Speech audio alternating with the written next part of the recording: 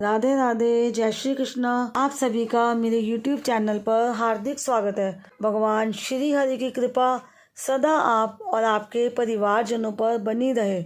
आप सदा स्वस्थ रहें, खुश रहें और भगवान आपकी सभी शुभ मनोकामनाओं को पूर्ण करें। आइए रसपान करते हैं। कार्तिक माह मातम्य 35वां अध्याय। अनुपम कथा कार्तिक होती है संपन्न, इसको पढ़ने से श्री हरि होते हैं प्रसन्न। इतनी कथा सुनकर सभी ऋषि सूत जी से बोले, हे सूत जी, अब आप हमें तुलसी विवाह की विधि बताइए। सूत जी बोले, कार्तिक शुक्ल नवमी को द्वापर युग का आरंभ हुआ है, अतः यह तिथि दान और उपवास में क्रमशः पूर्वाह्न व्यापनी तथा पराह्न व्यापनी हो तो ग्रह है। इस तिथि को नवमी से एकादशी तक मनुष्य शास्त्रोक्त विधि से तुलसी के विवाह का उत्सव करे तो उसे कन्यादान का फल प्राप्त होता है। पूर्व काल में कनक की पुत्री किशोरी ने एकादशी तिथि में संध्या के समय तुलसी की वैवाहिक विधि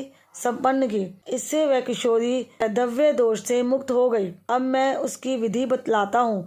1 तोला स्वर्ण की भगवान विष्णु की सुंदर प्रतिमा तैयार कराएं अथवा अपनी शक्ति के अनुसार आधे या चौथाई तोले की ही प्रतिमा बनवा लें। फिर तुलसी और भगवान विष्णु की प्रतिमा में प्राण प्रतिष्ठा करके षोडोपचार से पूजा करें। पहले देश काल का स्मरण करके गणेश पूजन करें, फिर पुण्य वाचन कराकर आदि श्राद्ध करें। तत्पश्चात वेद मंत्रों के उच्चारण और अजय आदि की ध्वनि के साथ भगवान विष्णु की प्रतिमा को तुलसी जी के निकट लाकर रखें।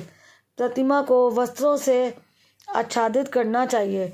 उस समय भगवान का आवाहन करें, भगवान केशव आइए देव, मैं आपकी पूजा करूँगा, आपकी सेवा में तुलसी को समर्पित करूँगा, आप मेरे संपूर्ण मनोरथों को पूर्ण करें। इस प्रकार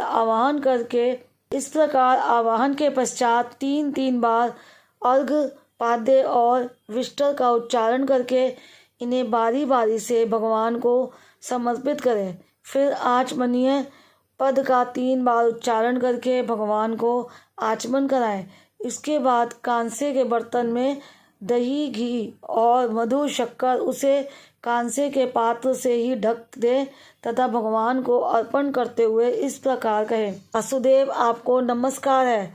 ये मधुपर्क घी तथा शहद के मिश्रण को मधुपर्क कहते हैं। ग्रहण कीजिए। तदंतर हरिद्रालोपन और अभ्यंग कार्य संपन्न करके गोधूलि की बेला में तुलसी और विष्णु का पूजन पृथक पृथक करना चाहिए।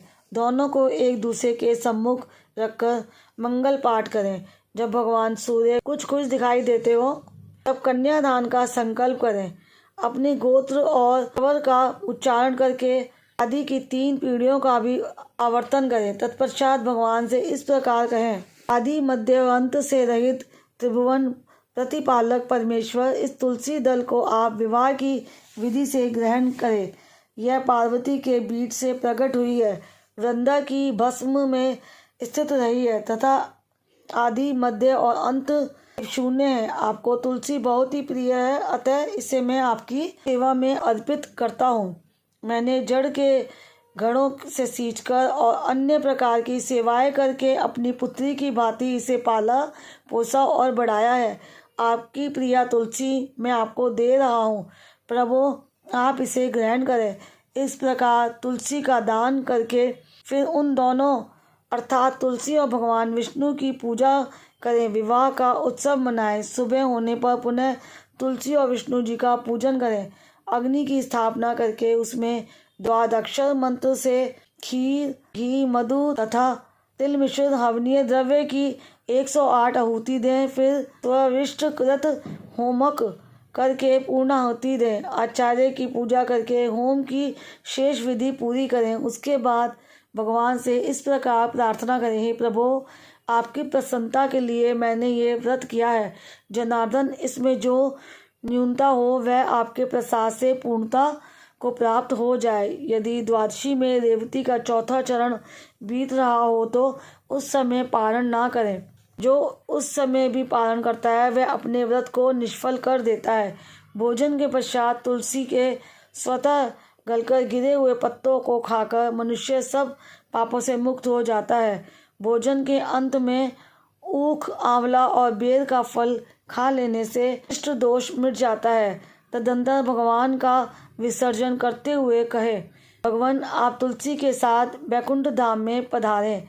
प्रभु मेरे द्वारा की हुई पूजा ग्रहण करके आप सदैव संतुष्टि करें। इस प्रकार देवेश्वर विष्णु का विसर्जन करके मूर्ति आदि सब सामग्री आचार्य को अर्पण करें।